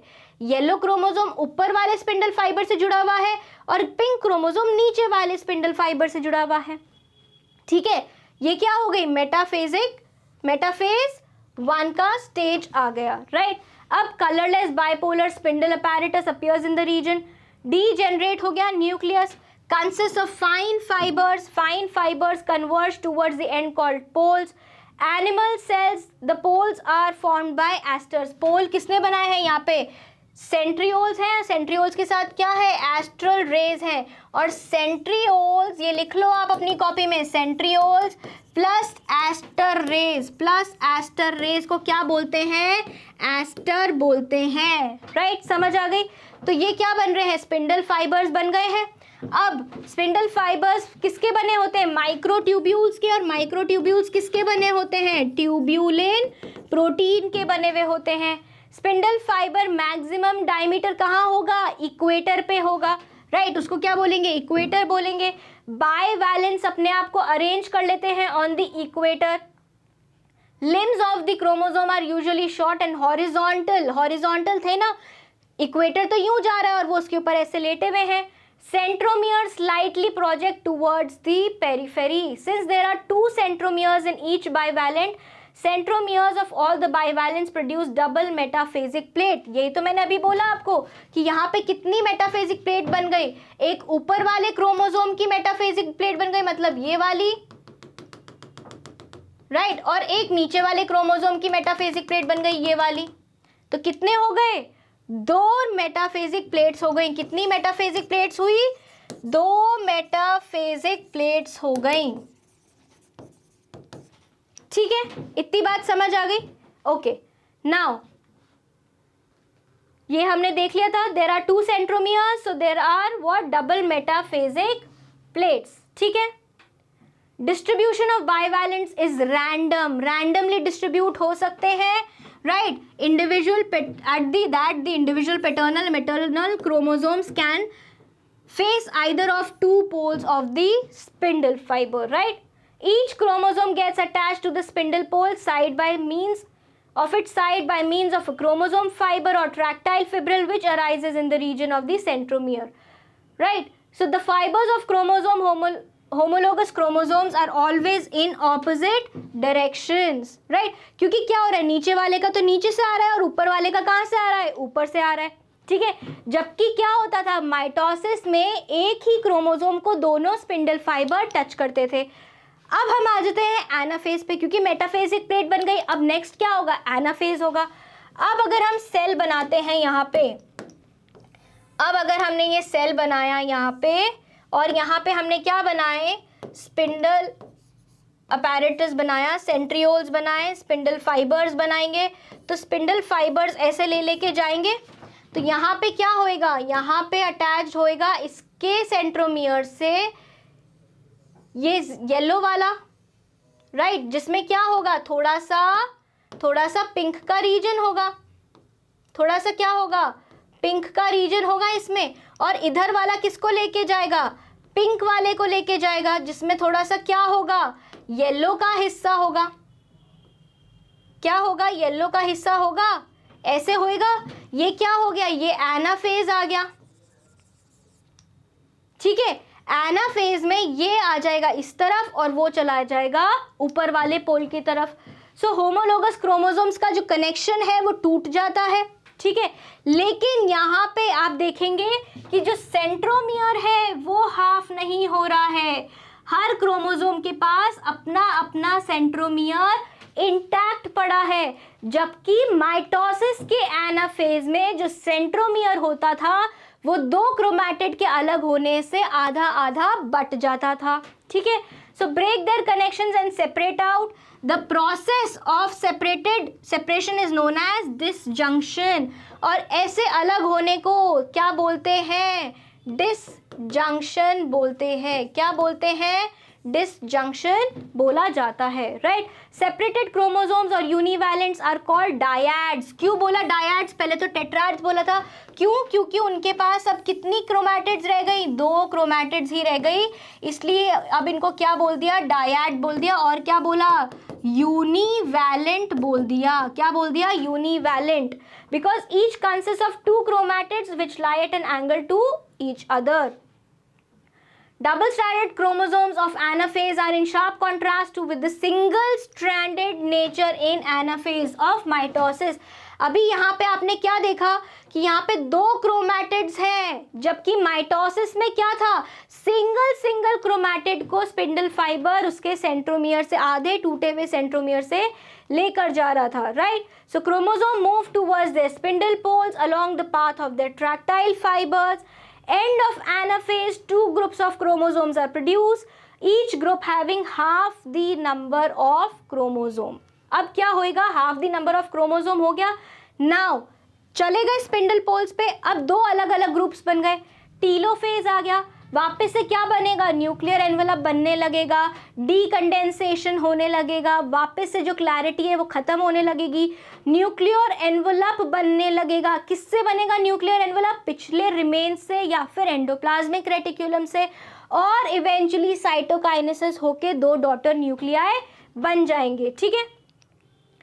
which is followed by one is followed by appearance of nucleoplasm and nuclear envelope, and elongated chromosomes usually remain straight and do not enter interphase. In some cases telophase is completely omitted and the anaphase chromosomes directly enter metaphase of homotypic division, right. बिना किसी भी interphase के या फिर prophase के वो सीधा आगे जंप कर जाते हैं, किसमें, मेटाफेज में, राइट। तो सिग्निफिकेंस क्या है मियोसिस 1 का, सेपरेट्स होमोलोगस क्रोमोसोम्स, रिड्यूसेस, सबसे बड़ा अपना सिग्निफिकेंस क्या है, reduces chromosome number, reduces chromosome number, ठीक है, and which is essential for sexual reproduction, right? Crossing over होती है जिसकी वजह से क्या होता है, जेनेटिक एक्सचेंज होता है, क्रोमैटिक सेगमेंट्स का क्या होता है, एक्सचेंज होता है। It introduces new combination of genes और recombinations and recombinations result in variations. ऐसे ही तो हमारे ये बनते हैं, जो अलील्स बनते हैं वो ऐसे ही तो बनते हैं कि नहीं बनते हैं, right. There is random distribution of paternal and maternal chromosomes, sort of independent, जिसको हम बोलते हैं independent assortment and produces variation, वो यहीं से ही आता है। And due to disturbance and disjunction, chromosomal and genomatic mutations takes place. अगर अलग होने के टाइम में वो चिपके रह गए और किसी भी एक सेल में या न्यूक्लियस में ज़्यादा एक क्रोमोसोम चला गया और दूसरे वाले में कम चला गया, तो ये क्या होगा, म्यूटेशन हो जाएगा, और इससे बहुत सारी डिजीजेस हो सकती हैं, जैसे कि डाउन सिंड्रोम हो सकता है। समझ आए, ठीक है। So meiosis 1 induces the cells to form spores, gametes. Interkinesis और इंटरमियोटिक इंटरफेस जो होता है वो एक मेटाबॉलिक स्टेज है between the telophase of meiosis 1 and prophase of meiosis 2. Chromosomes are elongated but chromatin reticulum is not formed. Protein and RNA synthesis में अकर और DNA का ड्यूप्लीकेशन इंटरफेज में नहीं होएगा, right. Centrosome centriole pairs undergo replication, क्योंकि वापस से क्या होना है, सेपरेशन होना है, डिवीजन होना है। There is no DNA synthesis, ये तो हमारे को पता ही है कि इंटरकाइनेसिस में डीएनए सिंथेसिस नहीं होएगा। It is important for bringing the haploidy in the daughter sales.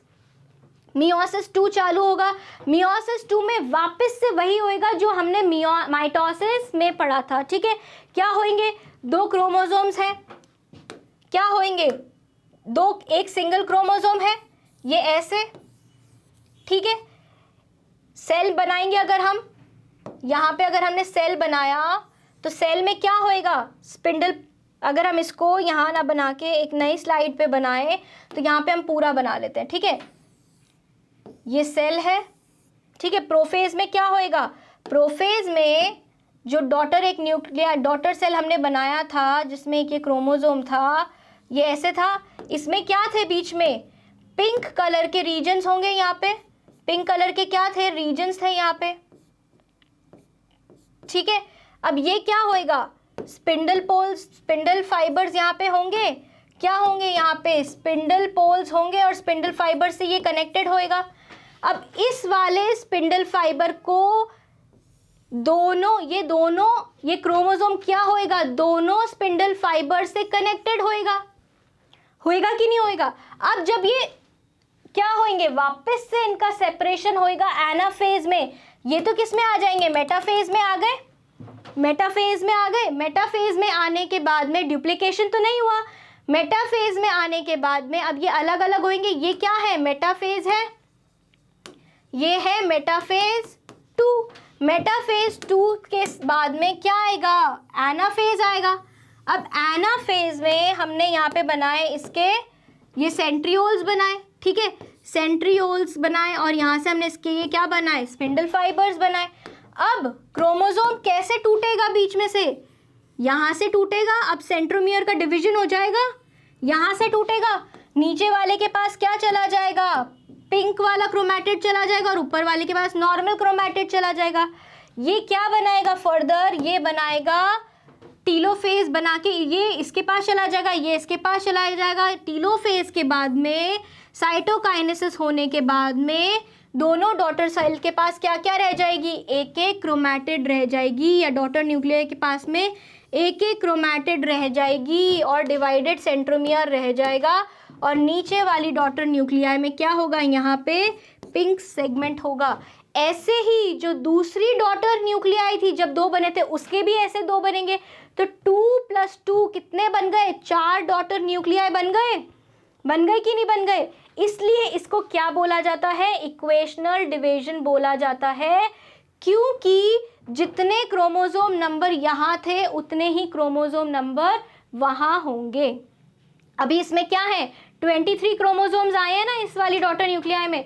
अब जब इसमें जाएंगे तो ये भी अलग अलग जाएंगे क्रोमोसोम्स, ठीक है। यहाँ पे क्या जाएंगे, यहाँ पे भी 23 अलग जाएंगे और यहाँ पे भी 23 अलग आएंगे, राइट। क्योंकि क्या हो गया, ये डिवाइड हो गया ना, ऐसे 23 थे हमारे पास में, 23 डिवाइड हो गए और 23 क्रोमैटिड्स यहाँ आ गए, क्रोमैटिड्स यहाँ आ गए और वो उन्होंने क्या बना लिया, इंडिविजुअल क्रोमोसोम बना लिया। सो 23 क्रोमोसोम्स यहाँ पे भी रहे और 23 क्रोमोसोम्स यहाँ पे भी रहे। तो पेरेंट्स से क्रोमोसोम नंबर तो चेंज ही नहीं हुआ, क्योंकि यहाँ पे भी कितने थे, 23 थे।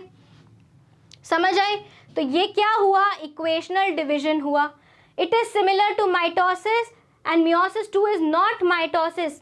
माइटोसिस नहीं बोलेंगे हम इसको, क्यों, क्योंकि ये हैप्लॉइड सेल्स बनाता है, not preceded by DNA replication. इससे पहले डीएनए रेप्लिकेशन नहीं होता है। 2 chromatids of a chromosome are often dissimilar, बिल्कुल अलग अलग होते हैं। अगर आप डायग्राम में देखो, एक में पूरा येलो क्रोमैटिड है लेकिन दूसरे में पिंक वाला क्रोमैटिड का कुछ कुछ हिस्सा आ गया है। Daughter cells formed after meiosis 2 are neither similar to each other nor to the parent, बिल्कुल ही अलग हो जाते हैं, राइट। क्योंकि उनमें क्या हो जाता है, कॉम्बिनेशन हो जाता है। Main function of homotypic division और meiosis 2 is to separate the chromatids of univalent chromosomes which differ from each other in their linkage groups due to crossing over, right? So meiosis 2 is divisible into prophase, metaphase, anaphase, telophase. ये हम पढ़ चुके हैं prophase 2, right? metaphase 2 हमने देखा था diagram में, ठीक है। उसके बाद एनाफेज 2 आएगा, ये भी हमने देख लिया था। एंड उसके बाद क्या आया, टीलोफेज आया, जो फॉलो किससे हुआ, this was followed by cytokinesis, this was followed by cytokinesis and it can be of 2 types, या तो सक्सेसिव होगा उसके बाद होएगा पूरा, या फिर साइमल्टेनियस हो सकता है, ठीक है। मतलब साथ साथ होगा साइमल्टेनियसली, या फिर सक्सेसिव टीलोफेज के बाद होगा। 4 cells formed by successive cytokinesis can be arranged either in a linear or bilateral tetrad. Simultaneous type में cytokinesis takes place only at the end of both the divisions, right? Nuclei are generally arranged in the form of tetrahedron. Cytoplasm cleaves and constricts in between the nuclei. Furrows बनते हैं उसके अंदर, right. They deepen and meet in the centre of the parent cell. Plant में wall material is deposited, जैसे हमने क्या पढ़ा था, फरो पढ़ा था उसमें सेल वॉल फॉर्मेशन, वैसे ही प्लेट का फॉर्मेशन हमारे को प्लांट सेल्स में दिखेगा, right. And these haploid cells are arrange tetrahedrally. तो ये कैसे अरेंज होंगे, ये कुछ ऐसे अरेंज होते हैं टेट्राहेड्रली, राइट। और इनमें क्या क्या होगी, सिंगल सिंगल क्रोमैटिड वाले क्रोमोसोम्स होंगे, right. So these are haploid cells arrange tetrahedrally are collectively called tetrahedral tetrads, ठीक है। अब देखो ये prophase 1, metaphase 1, anaphase 1 and telophase 1 का पूरा आपको डायग्राम दिया गया है। इसी के साथ में prophase 2, metaphase 2, anaphase 2 and telophase 2 and cytokinesis का भी यहाँ पे आपको डायग्राम दिया गया है, राइट। क्यों होता है मियोसिस, फॉर्मेशन ऑफ गमीट्स के लिए, गमीट्स बनाने के लिए, जेनेटिक इंफॉर्मेशन के लिए, right. It switches on genetic information for the development of gametes and gametophytes and switches off the sporophytic information। जो gametes में information होना चाहिए वो यहाँ पे आती है, जिसको हम बोलते हैं genetic information। Chromosome number maintain होता है, right, and it is essential because the chromosome number becomes double after fertilization। क्यों डबल हो जाता है, क्योंकि फादर से भी क्या आया 1n एंड मदर से भी क्या आया 1n, राइट। और ये दोनों मिलके क्या बनाएंगे, फ्यूजन के बाद 2n जाइगोट बना लेते हैं। यहाँ पे क्या बनाते हैं, 2n जाइगोट। और गैमीट्स हमेशा कैसे होते हैं, हाफ होते हैं प्लॉइडी के, हैप्लॉइड होते हैं, क्या होते हैं, हैप्लॉइड होते हैं, right.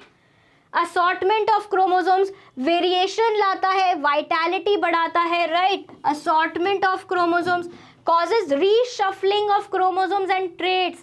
Variation helps the breeders in improving the races of useful plants and animals। Crossing over, genetic recombination में होता है ये काम। म्यूटेशंस होते हैं इसकी वजह से, क्रोमोसोमल एंड जीनोमैटिक म्यूटेशंस भी हो सकते हैं अगर इरेगुलरिटी आई किसमें, by the irregularity of meiotic divisions. Some of these mutations are useful, कुछ तो काम के होते हैं, लेकिन कुछ की वजह से क्या हो जाता है, डिजीजेज हो सकते हैं। क्या हो सकते हैं, डिजीजेज हो सकते हैं। Evidence of basic relationship of organisms, तो क्या होता है बच्चों, हमारे को ये पता चलता है कि ये जनरेशन किसकी बनी हुई है और इनका क्या एवोल्यूशनरी ब्रिज है एक दूसरे के साथ में, बीच में, राइट।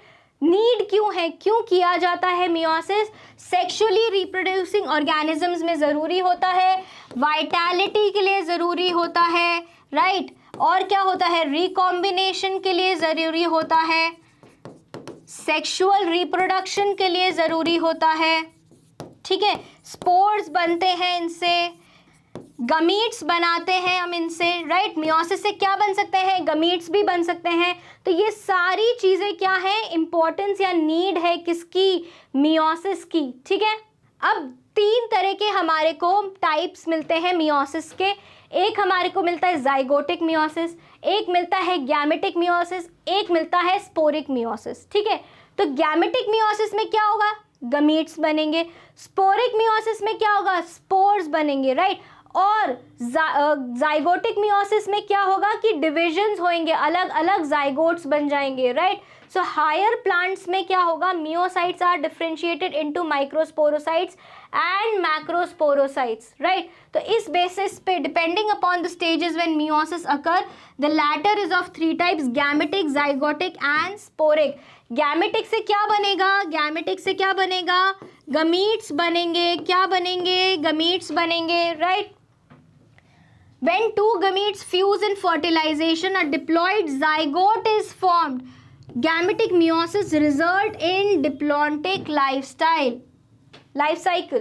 अब zygotic में meiosis में क्या होगा, zygotic meiosis में होता है जो कुछ lower plants होते हैं, meiosis takes place in the zygote में होते हैं, और उनकी जो एक साइकिल बनती है या एक जनरेशन बनती है वो कैसी बनती है, हैप्लॉइड बनती है, इसलिए वो क्या होता है, जाइगोटिक मियोसिस होता है। सो organisms having zygotic meiosis have haplontic and diplontic life cycle. तो इनमें क्या होता रहता है, ऑल्टरनेशन ऑफ जनरेशंस होता रहता है। स्पोरिक मियोसिस क्या बनाने के काम आएंगे, स्पोरोजेनेसिस, फॉर्मेशन ऑफ स्पोर्स, इसलिए उसको क्या बोलेंगे, स्पोरिक मियोसिस बोलते हैं। स्पोर्स बनते हैं किसमें? गैमीटोफाइटिक फेज लाइफ में gametes are formed by gametophytes, right? Diploid cells have two genomes while haploid cells have single genome. A genome is complete complement or set of chromosomes where each kind is represented by a single chromosome, right? अब colchicine क्या होता है बेटा? Colchicine एक ऐसी तरीके का alkaloid होता है या केमिकल होता है जो कि बहुत ज़्यादा यूज़ आता है प्लांट ब्रीडिंग में, जिससे कि क्या कर सकते हो आप? क्रोमोसोम नंबर को डबल कर सकते हो, right? So colchicine is extracted from corms of autumn crocus, that is colchicum autumnale. और ये किस लिए काम आता है? जिससे कि अगर आप क्रोमोसोम नंबर 46 है तो उसको आप 92 कर सको। Alkaloid does not allow the formation of spindle because it prevents assembly of microtubules. अब जब स्पिंडल ही नहीं बनेगा तो क्या क्रोमोसोम्स अलग अलग होंगे? नहीं होंगे। एक ही न्यूक्लियस में वो सारे क्रोमोसोम्स इकट्ठा हो जाएंगे और मल्टी न्यूक्लिएट कंडीशन बन जाएगा, जिसको इसलिए इसको क्या बोलते हैं? माइटोटिक पॉइजन बोलते हैं। Chemical does not inhibit chromosome replication, और रेप्लिकेशन को वो रोकता नहीं है, रेप्लिकेशन कराता जाता है, राइट? कोल्चिसिन के ट्रीटमेंट की वजह से सेल्स में क्रोमोसोम की डबलिंग हो जाती है। Property of increasing the number of chromosome sets, जिसको क्या बोलते हैं? पॉलीप्लॉइडी हो जाएगा। और पॉलीप्लॉइडी की वजह से क्या हो सकता है? अलग अलग वेराइटीज, स्पीशीज, उनकी विगरस वेरिएशंस बढ़ा सकते हैं, वाइटैलिटी बढ़ा सकते हैं। Colchicine induce polyploidy has been use, कहाँ कहाँ यूज़ करी गई है? बहुत सारे वेराइटी ऑफ हॉर्टिकल्चरल और agricultural plants like potato. So potato की ऐसी बहुत सारी हाइब्रिड्स बनाई गई हैं कोल्चिसिन के ट्रीटमेंट से, जहाँ पे क्रोमोसोम के नंबर्स को डबल करके अलग वेराइटी ऑफ पोटैटो बनाया गया है, ठीक है? तो बेटा इसके साथ हमारा मियोसिस कंप्लीट होता है। तो हमने क्या कर लिया? सेल साइकिल के बारे में पढ़ा, माइटोसिस के बारे में पढ़ा, मियोसिस के बारे में पढ़ा, right? And with this we complete the chapter cell cycle and cell division.